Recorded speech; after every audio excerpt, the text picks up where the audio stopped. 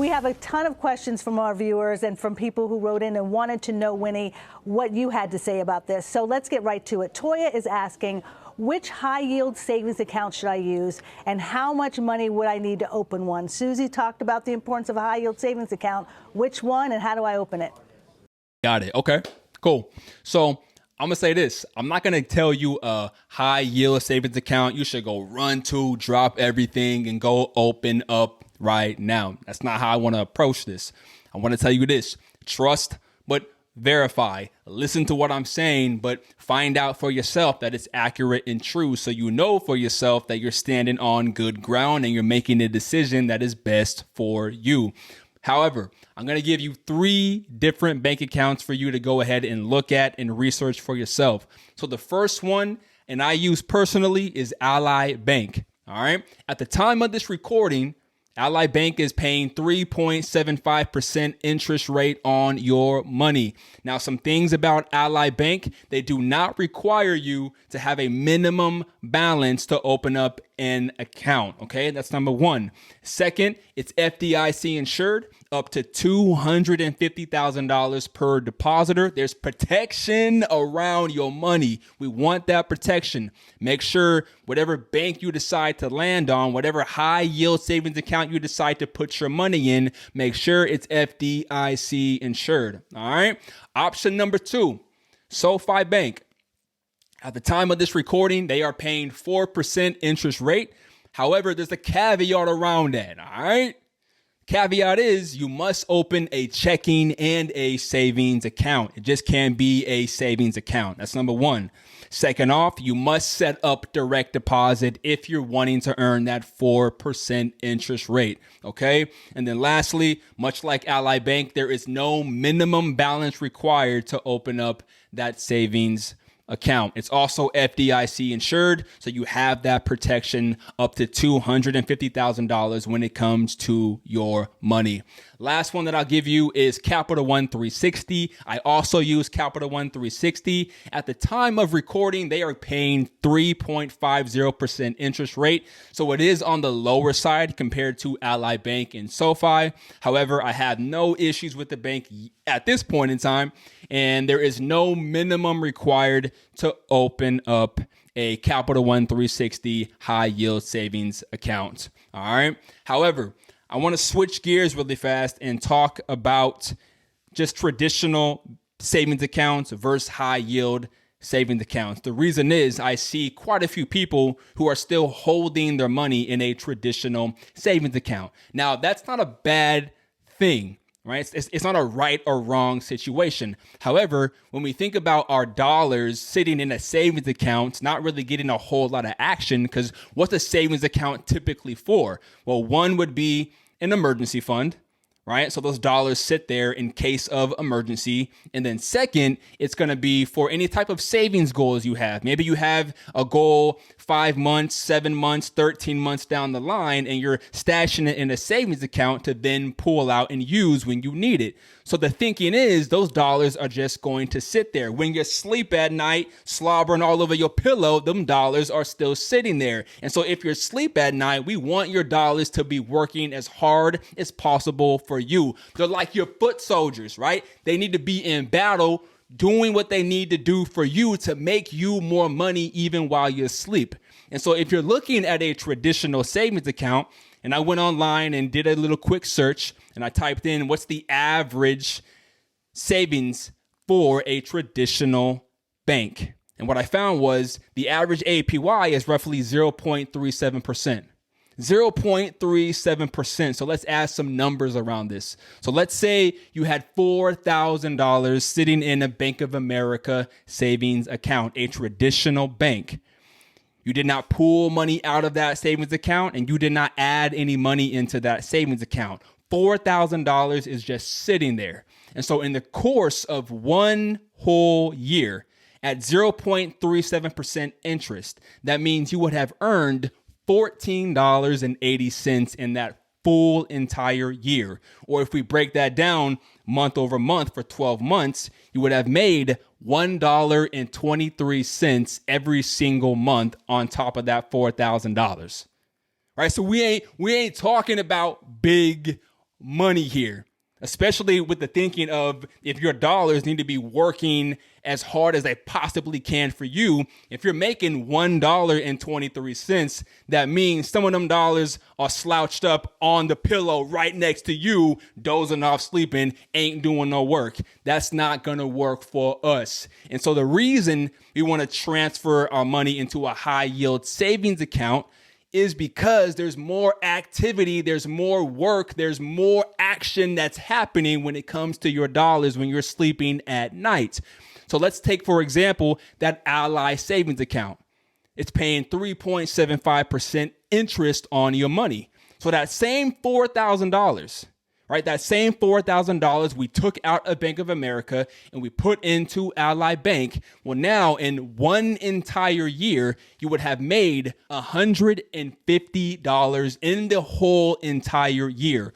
Let's break that down month over month. You would have made $12.50 every single month for 12 months. That's a difference between the traditional bank and the high yield savings account. That's a difference of $11.27 every single month. So if your dollars are just going to sit there for a savings goal that is months down the line or for your emergency reserve, your money needs to be working as hard as it possibly can for you. We don't want no lazy money. I don't want my money to be lazy for me, and neither should you.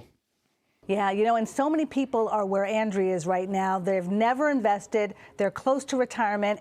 Andrea wants to know, where do I start if I want to start now? It's never too late. Whoo, it's never too late. You hold on, girl. Hold on, Andrea. I got you. All right, so let's break this down. Where do you start? The first thing I want you to do is ask yourself a question. The question that I want you to ask yourself is, how much discretionary income do you even have to invest? So what's discretionary income? Well, that's money you have left over after you have paid all your bills. Right? We don't want to invest your money that you need for rent or for the light bill or for the electricity or for the water or for the credit card payment or for the auto loan. You need those things. You need your car to get to and from work, to take the baby to daycare, to do whatever needs to get done. You need a roof over your head, so that rent has to get paid. We don't want to invest the money that you need for your fixed bills. So once you paid all of your bills, how much discretionary income is left over? We want to make sure that the money that you're investing, you do not need right away. You can do without. So if the market does take a nosedive and you do lose money, and I say lose money with so much length in the ooze part, because it's not a true loss unless you actually sell the investment at a loss.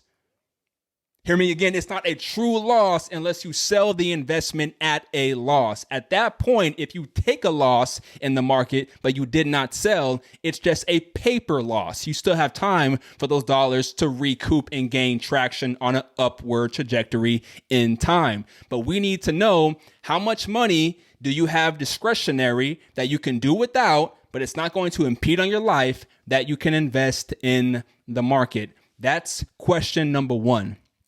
The second place I would start is to educate yourself. Read a book. There's a book I'm going to recommend. It's called The Simple Path to Wealth by J.L. Collins. Very simple read at a very beginner level for any investor that's trying to understand what it means to be in the market. You want to get your feet wet when it comes to investing. You may feel a bit intimidated and you need some more guidance. I would highly recommend checking out that book. Educate yourself. There's confidence when you have a game plan and an idea of what it is you're doing when it comes to investing. Without that confidence, and you keep on investing, but you don't know really what you're doing, you might as well be gambling. You might as well be hitting them slots, pulling that lever, hoping something checks out for you. You want to make investment decisions that you are confident about and that also you can explain to somebody else, right? So check out that book. And then lastly, number 3, if you really need this, it's a worthwhile resource. Get connected with a financial coach. If you are someone who doesn't necessarily want to figure all this out by yourself, it feels too overwhelming, and you want to get connected with someone who has done this process themselves and that can coach you every step of the way, so you know and the coach knows you're making sound financial decisions, get plugged into a financial coach. I'm happy to do it myself. Link in the bio to get connected if you'd like to have a consultation just to see if we are a good match together. But Andrea, happy investing. Good luck when it comes to your money.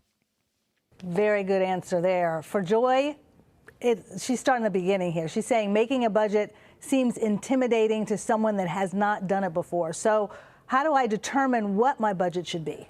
Oh, yeah. It's my favorite question.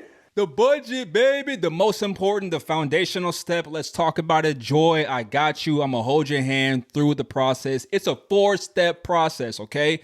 Let's break it down one step at a time. So step number 1, what you need to do to determine what your budget should be is list out all your fixed expenses.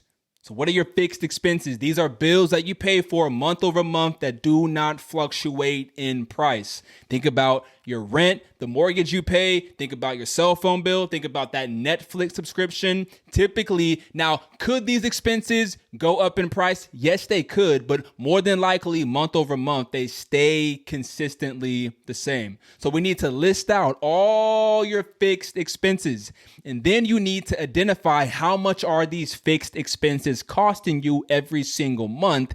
And lastly, you need to identify what day of the month is that fixed expense going to be due.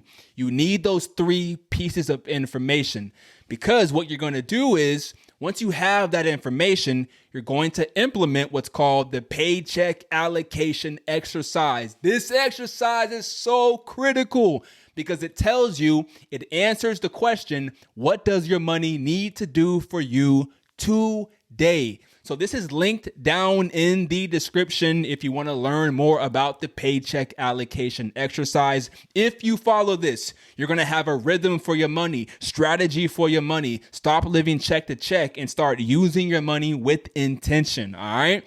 However, let's move on to step number 2.